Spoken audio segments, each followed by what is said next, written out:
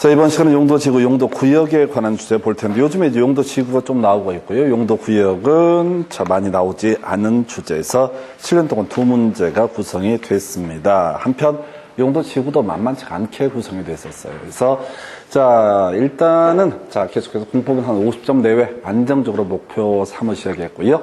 자, 용도지구라고 하는 건 도시공 관리객의 일종이 되게 됩니다. 그래서 기존에 토지가 있으면 항상 용도지역은 있었고요. 용도지역에 따라서 건폐율과 용적률과 용도제한 규제 세트로 나오게 됩니다. 이 규제 변화를 위해서 추가적으로 지정하게 되는 거에 용도지구라고 하는 것. 다만 용도지구는 꼭 해야 되는 게 아니라 할 수도 있고 안 할 수도 있다. 해서 자, 토지가 있으면 일단은 뭐가 있고 용도지역 21개 중에 하나가 있게 되게 되겠고요. 그래서 자, 용도지역이 있으면 이에 따라 건폐율, 용적률, 용도 제한의 규제 세트로 나오게 됩니다.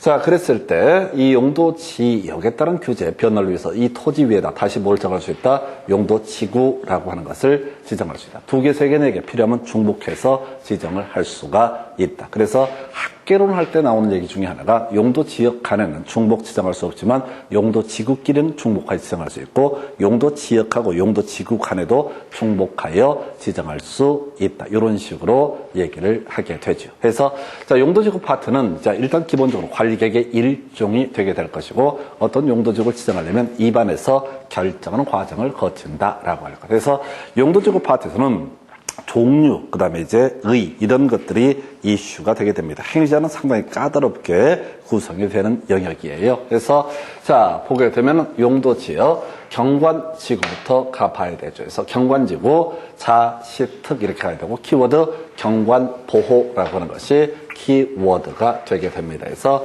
자시특, 경관보호, 심플하게 가셔야 돼. 그래서 이런 게 하나가 있겠고 방제지구, 자시라고 해서 재해 예방이라고 하는 거, 보호지구, 역중생, 보호라는 키워드가 나오게 되죠. 그래서 보호지구, 역중생, 보호라고 하는 거. 그 다음에 지금 이제 취락지구라는 게 자연취락지구와 집단취락지구에서 집단취락지구, 개발제한구역 안에 취락정비, 정의를 가지고 간간히 구성이 되고요. 자연취락지구는 시골 마을에 대해서 취락정비 이렇게 해석을 하게 되죠. 그래서 이런 게 있겠고 개발지능지구 5개 개발 되어 있습니다. 그 중에서 산업개발지능지구는 앞에서 산업유통개발지능지구는 주민이 입안을 제한할 수 있다 해서 3분의 2 이상의 동의를 받아야 한다 해서 공장 많이 지어달라고 하는 거, 이게 산업유통개발지능지구 이렇게 정의를 하게 될 테고요. 그 다음에 고도지구라고 하는 거, 높이 최고 한도를 정하기 위한 것이다. 그 다음에 용도 관련해서 용도지구 2개가 있습니다. 복합용도지구와 특정용도제한지구. 특정용도제한지구는 한 번 안 나왔어요. 너무 길어가지고 이게 요약을 해놓은 게 이 정도입니다. 그래서 입지를 제한할 필요가 있을 때 특정용도제한지구. 이에 비해서 복합용도지구, 이게 이제 하나 나중에 1주 10, 그 다음에 계획, 이걸 외우셔야 돼. 해서 지금 28인가 9회 때 관련한 행위제한 내용이 구체적으로 출제가 되는데 풀 수 없었던 문제고요. 그래서 일반 주거, 일반 공업, 계획 관리직에 대해서 규제 완화 등을 목적으로 지정하는 게 바로 복합용도지구에서 지난번 나왔던 문제 워낙 어렵게 구성이 됐는데 그건 풀 수 없는 문제고요. 이제 추가해서 기억할 게 1주 10 계획이라고 하는 거, 일반 주거, 일반 공업지역, 계획 관리지역 이런 지역에 대해서 복합용도지구 정할 수 있다. 그래서 기존에 나왔던 문제 업그레이드 시켜서 설명드렸고 방화지구, 화재 위험 예방 이런 식으로 정의를 하게 됩니다. 그래서 그래서 용도지구라고 하는 게 세분할 수 있는 게 5가지인가요? 그리고 나서 세분할 수 없는 게 고도지구, 특정용도제한지구, 복합용도지구, 그 다음에 방화지구까지 총 4가지가 있게 된다. 해서 일단은 지금까지 나왔던 문제는 정의 따지는 문제, 최근에 한번 구성이 돼서 25회 때인가 구성이 됐었고 종류 따지는 게 작년인가 재작년에 출제가 된 바가 있습니다. 해서 이 정도고요. 행위제한 역시 어려워요. 그래서 지금 행위제한해서 원래는 다 용도지역에 따른 행위제한 같은 경우는 앞에서 공부하실 때 그런 얘기 했었죠. 자, 용도지구 지정 관련해서 하나 기억하실 게 복합용도지구라고 해서 일반 주거지역, 일반 공업지역, 계획관리지역의 복합 용도지구 지정할 수 있다. 요거 하나 체크를 해드렸고, 그 다음에 행위제한. 앞에서 우리 용도 지역에 따른 행위제한은 기본적으로 조례에 따른다. 용도 지구에 따른 행위제한도 조례. 근데 그 중에 아닌 게 몇 개가 있어요. 개수도 더럽게 많아. 그래서 고도지구, 외울 수 있는 건 고도지구 하나 정도, 2개 있구나. 고도지구, 도시군 관리계획에서 몇 미터 규제를 받느냐. 이걸 보려면 도시군 관리계획이라는 걸 봐야지 알 수가 있다. 집단 취락지구는요, 개발 제한 구역의 지정 및 관리에 관한 특별조치법이라는 법을 봐야지 알 수가 있다 해서 집단 취락지구 개특법이라고 하는 거. 그 다음에 이제 자연 취락지구는요, 4층 이하 시골 마을 대상으로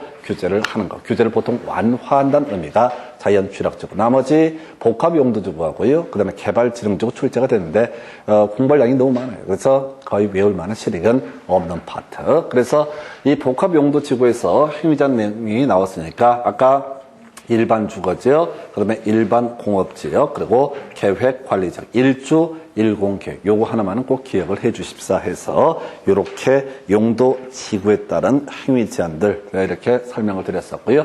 하여튼 요 근래는 종류하고 목적 정도 따지는 문제, 여기만 좀 풀 수가 있고요. 그것도 디테일하게 가게 되면 풀기가 어렵습니다. 쉽게 그냥 대충 간다라는 마음으로 가셔야겠고, 뒤에서 문제가 좀 설명드리겠고, 자, 용도 구역이라고 하는 거, 이게 이제 골치가 좀 아프지. 그래서 출제 빈도가 좀 떨어지는 파트가 되겠습니다. 대신 앞에서 우리 도시군 관리계획 결정 얘기할 때 이런 거 있었죠. 용도 구역에는 개, 시, 수 도입에서 개발 제한구역, 시가화 조정구역, 수산자원 보호구역, 도시 자연공원구역, 입지 규제 최소구역까지 개, 시, 수, 도입이라고 하는 거. 개, 시, 수, 도입이라고 하는 거. 개발 제한구역 국토부 장관이 결정했었고요. 시가화 조정구역 시험용으로 국토교통부 장관이 결정한다. 수산점 보호구역은 해수부 장관, 도시 자연공원구역은 시도지사 대도시장이 결정한다. 그리고 입지 규제 최소구역은요, 관리계획 결정권자라고 해서 국토부 장관 또는 시도지사가 되게 되는데, 이건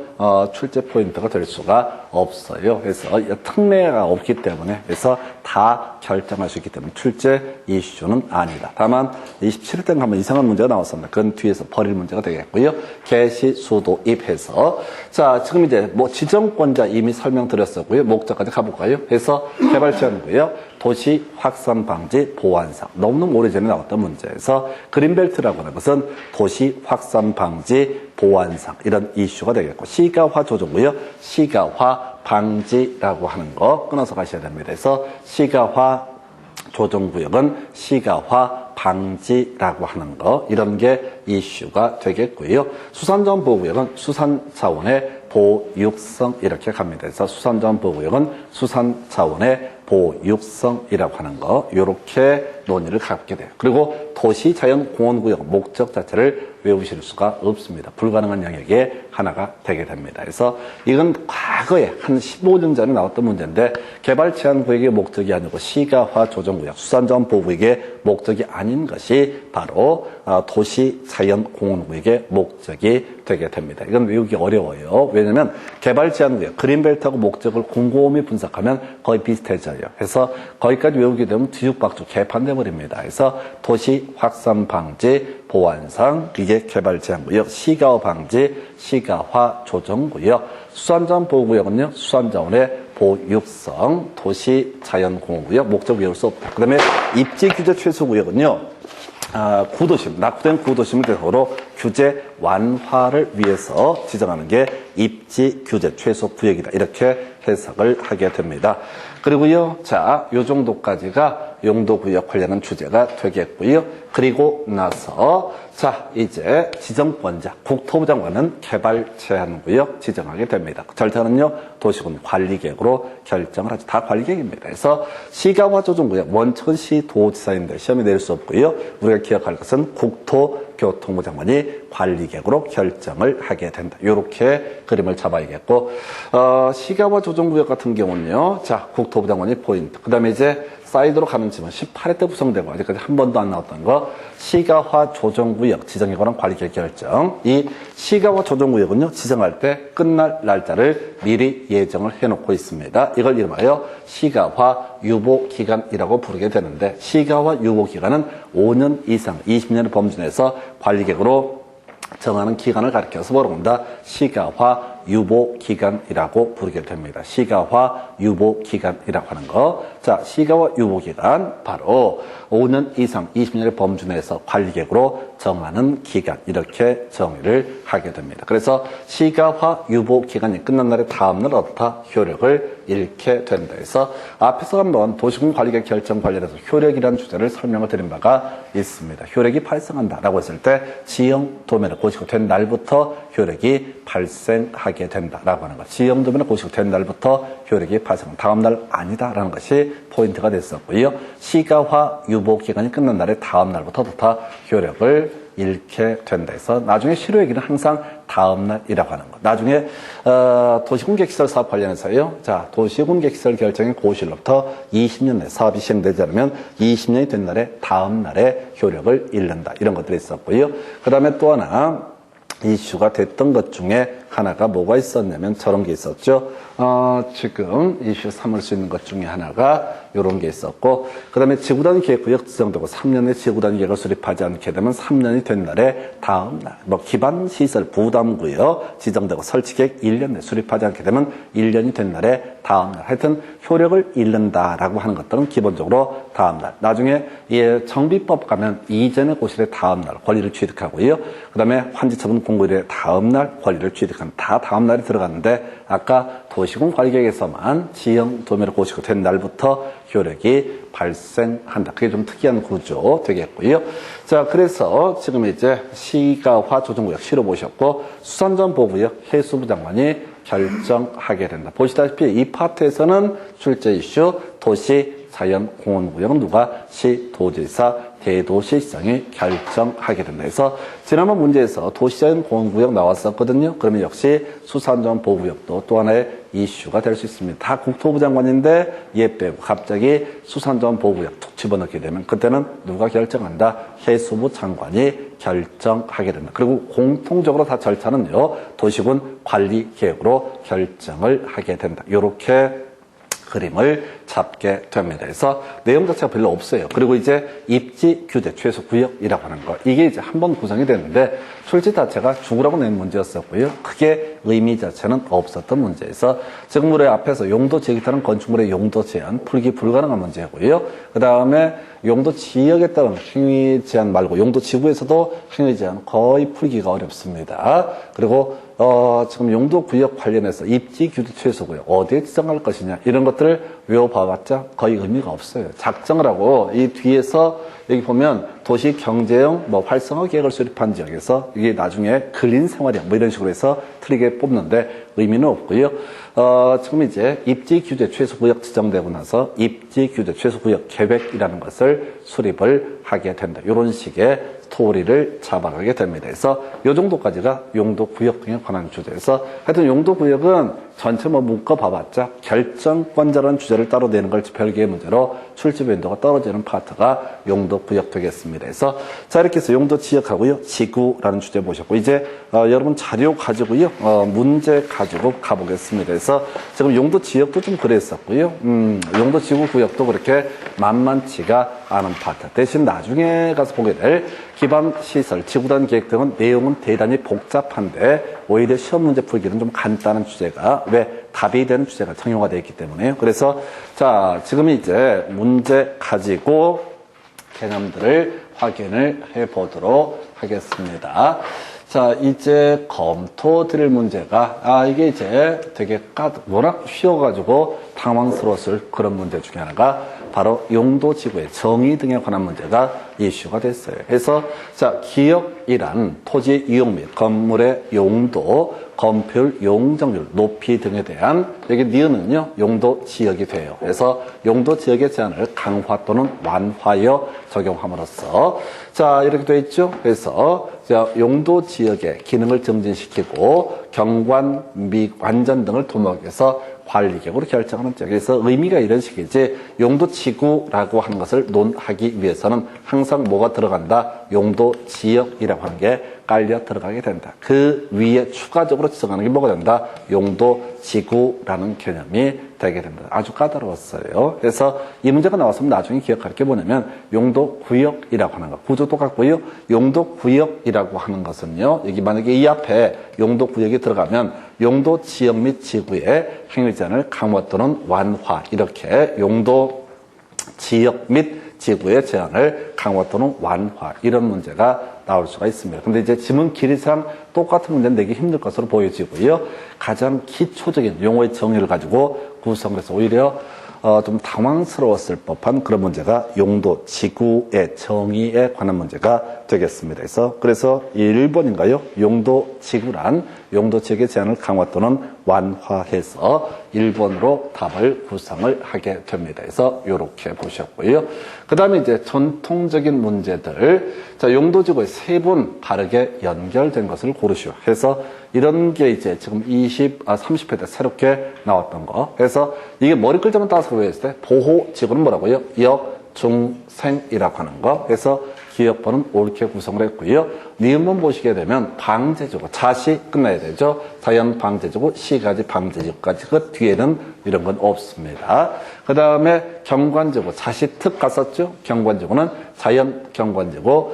그 다음에 시가지 경관지구, 특화 경관지구에서 요것도 틀리게 뽑았고요. 취락지구 두 가지죠. 자연 취락지구와 집단 취락지구 해서 요런 거, 농어촌 취락지구 이런 거 없었어요. 해서 지금 기억번 하나만 옳게 뽑았던 문제예요. 자, 이 문제가 나왔으면 그 전에 나왔던 문제도 기억을 해야 돼요. 그래서 경관지구 뜻 뭐라고요? 경관보호. 자, 보호지구 뜻 뭐라고요? 보호라고 하는 거. 그 다음에 이제 취락지구, 취락정비, 방제지구, 재해 예방, 이런 식으로 개발지능지구, 개발, 이렇게 심플하게 뽑는 거. 이 문제 나왔으니까 다시 용도지구의 정의를 따지는 문제가 구성이 될 수가 있을 겁니다. 그래서 그 다음 문제가 바로 용도지구의 정의를 따지는 문제가 되겠습니다. 그래서 경관지구 나와 있죠? 키워드 뭐라고요? 경관보호라고 하는 것이 키워드가 되게 된다. 그 다음에 집단 취락지구, 취락정비라고 하는 거 이렇게 되어 있고요. 자, 그 다음에 보호 나와 있죠? 보호는 뭐가 돼? 보호지구의 일종, 개발지능지구는 개발. 그래서 미관지구 이런 거 없어요. 없는 얘기입니다. 그래서 옛날에 있었던 제도인데 지금은 일단은 보호 등 뭐가 된다? 보호지구. 이 파트는 이렇게 가실 수밖에 없어요. 안 그러면 용도지구 정의를 다 외우려면 이게 진짜 답이 안 나와요. 그래서 여기는 비우고 가시는 수밖에 없어요. 그래서 25회 때 그리고 아까 30회 때 용도지구의 정의 가지고 이렇게 구성했던 그런 사례가 되겠습니다. 그래서 종이 그다음에 분류라고 하는 거 이렇게 설명을 드렸고요. 그 다음에 이제 이슈가 되게 될 게 이런 게 있게 됩니다. 해서 자 보게 되면은 자 용도지역, 용도지구, 용도구역 등에 관한 설명 틀린 것을 고르시오라고 해서 일단 이런 게 되게 까다로워요. 읽으면 안 돼. 또 이제 저부터도 읽게 되는데 없다 있는지 없는지 찾아보시고요. 없다 대박 터뜨렸던 그런 문제예요. 그래서 틀린 것을 고르시면 뭐라고요? 없다. 그래서 여러분들이 앞으로 모의고사를 보든 뭘 하든 간에 항상 훈련하셔야 돼. 없다 어디 있는지 찾아보셔야 됩니다. 그냥 안 찾아보면 큰일 나게 돼요. 그래서 없다 있는지 없는지만 찾아보신다. 이렇게 생각하실 것 같아요. 이 문제는 찍지 않으면 풀 수가 없었어요. 그 다음에 이제 1번 국토부 장관이 용도지역을 지정할 때 도시군 관리계획으로 결정한다 해서 누가 됐든 간에 용도지역이나 지구를 정함에 있어서 도시군 관리계획 위반 결정 절차에 따른다. 2번 지문요. 시도지사 도시자연공원구역 관리계획으로 결정하실 때 아까 우리 용도구역 중에서 따로 기억하실 주제가 도시자연공원구역은 누가? 시도지사가 결정하게 된다. 이런 게 있었고요.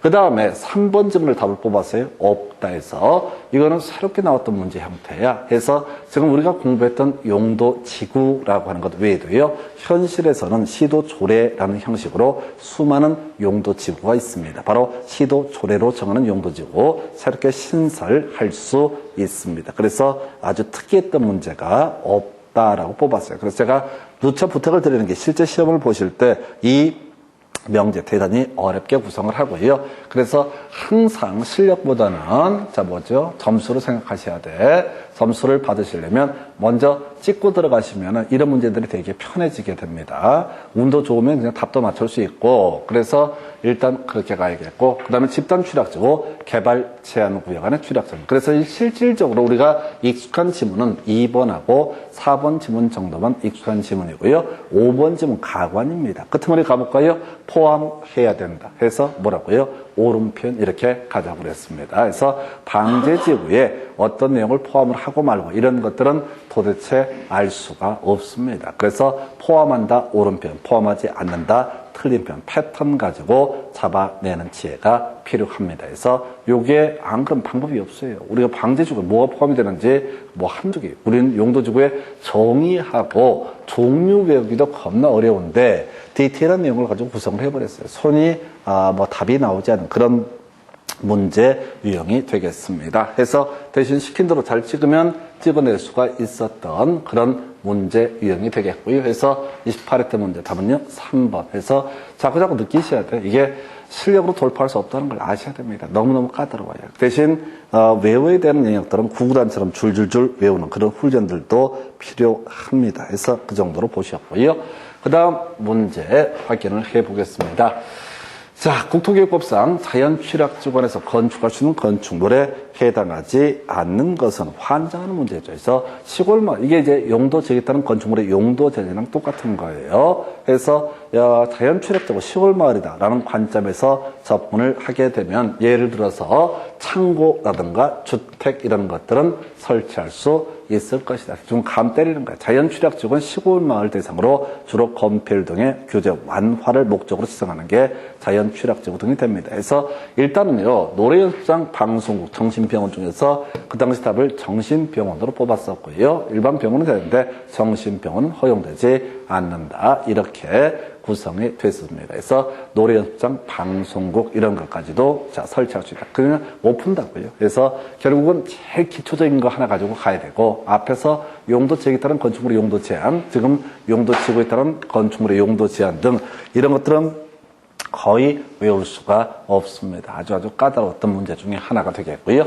하여튼 자연취락지구 4층 이하라고 하는 거. 그 다음에 저는 설명드릴 때 방송국, 이게 이제 대추나무 사랑 걸렸네 뭐 이런 것들을 설명을 드렸던 바가 있습니다. 시골마을 세트장, 이게 바로 방송통신시설. 그래서 이게 이제 방송국 하면 여의도 뭐 상암동 이 생각을 할 수밖에 없게 되는데 이건 이제 방송 세트장을 의미한다 이런 의미가 돼요. 그래서 거기 법에는 이제 방송통신시설을 설치할 수 있다 이렇게 법이 되어 있거든요. 그래서 방송통신시설은 아마도 세트장을 의미하게 될 텐데 출제위원들은 전혀 그런 관계없이 방송국을 설치할 수 있다 이런 식으로 출제가 됐어요. 그래서 용도 제한 문제는 거의 손대기 어려워요. 근데 지금 이런 식으로 버릴 거 버리더라도요, 보통 이제 국토교육법 12문제 중에서 한 8문제 정도는 맞출 수 있을 만한 문제 구성합니다. 그래서 일단 한 대까지 하셔야겠고요. 그래서 그 당시 답은 5번을 뽑았었고요. 그 다음 문제.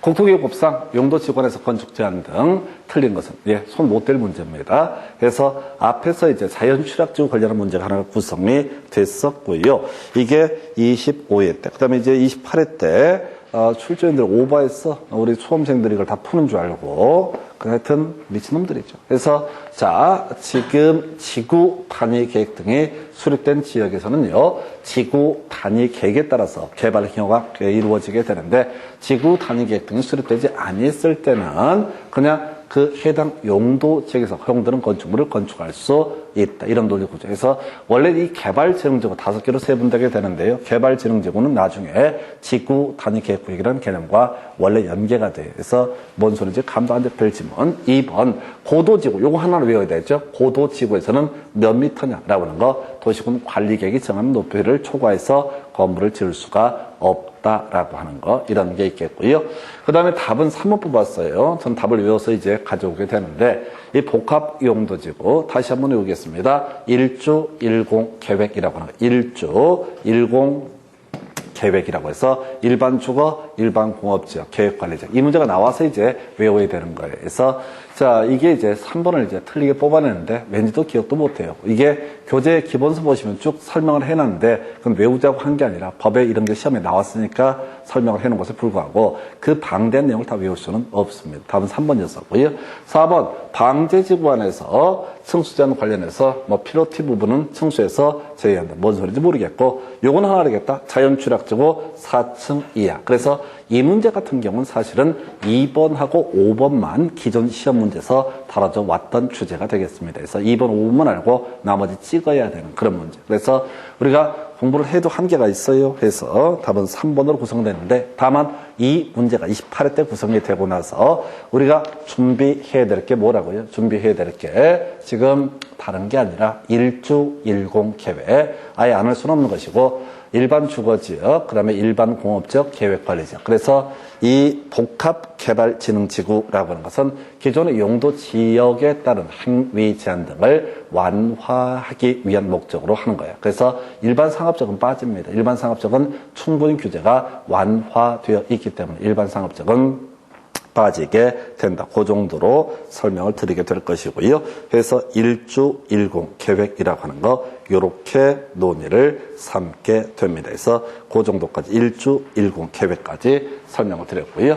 해서 지금 답은 지금 3번으로 구성을 하게 됩니다. 그 다음 문제 이건 뭐 풀어요? 자, 그냥 찍는 걸 제가 풀 수 없습니다. 자, 그 다음 문제 이게 이제 또 죽으라고 문제를 냈어. 그러나 우리에겐 비정의 무기가 있지. 자, 30회 때 시킨 대로 시키면 얼마나 대박인데. 자, 지금 자연취력지관에서 국가지자체가 뭐 해줄 수 있는 시설을 모두 고르시오. 자, 지금 보시다시피 한 번도 설명도 안 드렸고, 갑자기 30회 때 엽기적으로 나왔어요. 답 몇 번 되겠어요? 5번 이렇게 편하게 가는 거야. 시킨 대로 옳은 것을 모두 고르시오 하면 이렇게 엽기적으로 단 한 번도 안 나온 문제란 말이에요.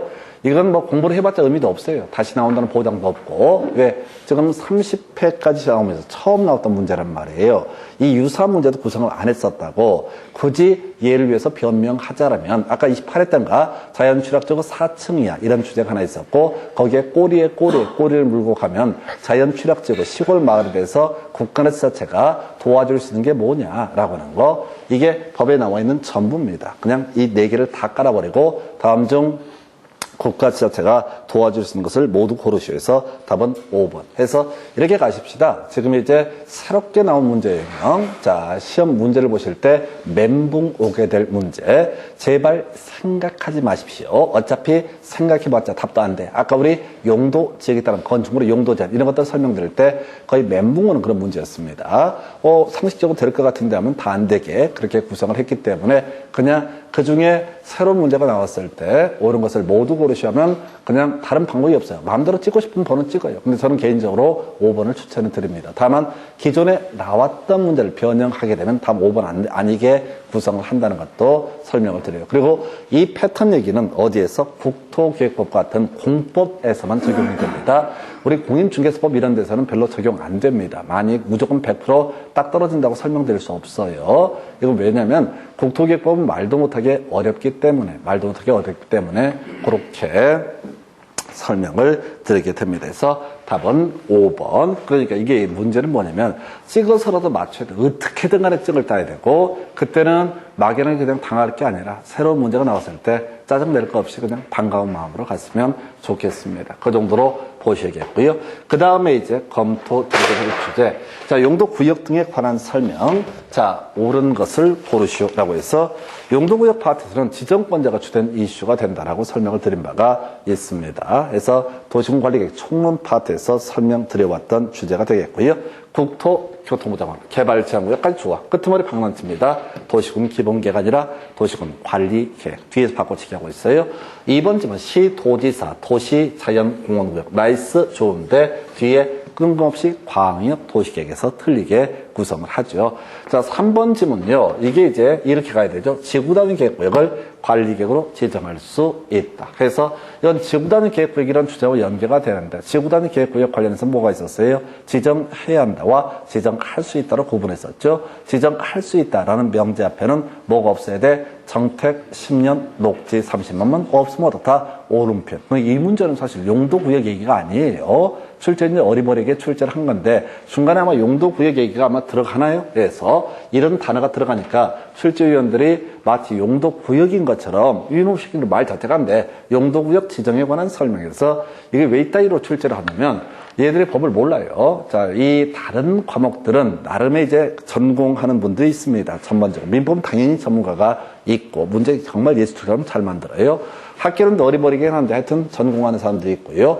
중개사법도 부동산 관련 학과에서 이슈가 돼요. 근데 이게 부동산학교 관련 학과에서 공법 아마 가르치는 사람이 있을 텐데, 문제는 이 공법의 출제위원은 그냥 행정법, 또는 헌법 전공한 출제위원들의 일반 대학에 소위 이제 하여튼 일반 대학의 교수들이 출제를 해요. 근데 일반 대학에서는 공법이란 걸 가르치지도 않고 배우지도 않습니다. 그러니까 문제를 막 대중 없이 출제를 하게 됩니다. 해서 그렇게 보셔야겠고, 해서 지구단위 계획구역 도시공 관리계획으로 결정할 수 있다. 해서 이 앞에 뭐만 없으면 돼? 정택 10년, 녹지 30만 없으면 된다. 그래서 답은 3번으로 구성했고요. 자, 시도지사 수산점 보호구역 틀렸죠? 수산점 보호구역은 누가? 해수부 장관이 결정하게 된다. 그리고 절차도 도시공 관리계획. 국토부 장관 시가화 조정구역, 그건 개소리죠. 여기는 국가계획과 연계된 이런 표현 들어가 있어야지 국토부 장관이 되는 것이고, 게다가 뒤쪽에서 광역도시계획 결정할 수 있다 해서 이것도 틀렸죠. 그래서 이게 공법이 까다로운 문제가 이게 뭐냐면은 한 개씩 틀리게 하면 참 좋을 텐데 아예 그냥 문장 자체가 말이 안 되게 막 구성을 해버립니다. 그냥 과목의 특성이 그냥 개떡 같아요. 그래서 우리가 민법이나 이런 것들을 보게 되면 루틴이 있어. 딱딱 떨어지는 재미도 있고. 근데 공법은 완전히 뭐 대마도는 영국당 이런 식의 지문을 막 구성을 해버리는 거야. 대마도가 영국당 그래버리면 어떻게 하냐고. 대마도를 일본 땅이나 한국 땅이나 둘 중에 하나 해줘야지 이게 문제를 풀어가는데 갑자기 뜬금없이 영국당 그래버리면 시험 보는 상황에서는 수험생들은 거의 멘붕에 빠지게 됩니다. 답이 아예 안 나오게 구성을 해요. 그래서 어려워요. 그래서 방법이 뭐냐면 몇 개 외워가지고 달달달 외운 걸로 시험으로 봐야 되고, 그 다음에 더 중요한 거. 아까 찍기 제가 말씀을 드렸잖아요. 제가 지금 이 찍기 얘기를 연구한 게 거의 10년 가까이 되거든요. 그때 이제 연구를 한 이유는 딱 한 가지야. 그냥 수험생들은 절대 불가능하다. 이걸 외울 수가 없다. 그래서 오죽했으면 찍기를 다 연구했겠습니까? 이게 다른 과목과 틀려요. 그래서 힘들어요. 대신 이게 이제 방법이, 공법 같은 경우는 그런 식이에요. 공부를 해갈 때 열심히 한다고 해서 80점, 70점 거의 불가능에 가깝습니다. 학원 강사들이나 한 80점대 될 테고, 그러면 이제 방법이 뭐냐면 양을 최대한 줄이되, 그래도 양이 많아요. 어찌됐든 간에 양을 줄이되 안정적으로 50점에서 60점 사이가 나올 수 있어야 돼. 그러려면 제일 중요한 게 잘 찍어야 돼. 먼저 찍는다라는 식으로 접근을 하셔야 됩니다. 안 그러면 답이 안 나와요. 그래서 이렇게 해서요, 답은 3번. 이게 이제 용도구역이 아니라 지구단위 계획구역 관련한 문제가 되겠고요. 자, 그 다음 문제 검토하게 되면은 입지 규제 최소구역에서 뭐 요건 이제 거의 죽으라고 낸 문제입니다. 애초에 틀리라고 내는 문제 유형이 될 거예요. 그래서 자, 입지 규제 최소구역, 자, 지정할 수 있는 지역에 해당하지 않는 것에 대해서 아까 이제 간단히 봤던 요걸 이제 틀리게 구성을 했었는데 저도 못 풀어요. 그냥 찍는 걸 제외하고는 제가 정확하게 학원 강사도 풀 수 없었던 문제에서 29회 때 그냥 틀리라고 내는 문제에서 지금 앞쪽이 좀 만만치가 않아요. 앞쪽이 만만치가 않아요. 용도지역, 용도지구, 용도구역까지가 좀 힘들고 앞에 광역도시계획, 도시군 기본계획, 관리계획 이 주제는 좀 해볼 만하고 용도지역 지구구역은 내용과 관련해서 내용보다는 시험 문제 난이도가 대단히 높아요. 근데 이제 뒤에서 전반적으로 도시군 객설 사업이라든가 지구단위 계획은 내용은 또 방대한데 오히려 시험 문제 풀기는 또 편하게 구성이 됩니다. 뒤에 개발형 허가 이런 것도 좀 쉽게 구성이 되고요. 그래서 여기까지가 용도 지구, 용도 구역 등에 관한 규제 보셨고 잠시 끊었다가 다음 주제 봅니다.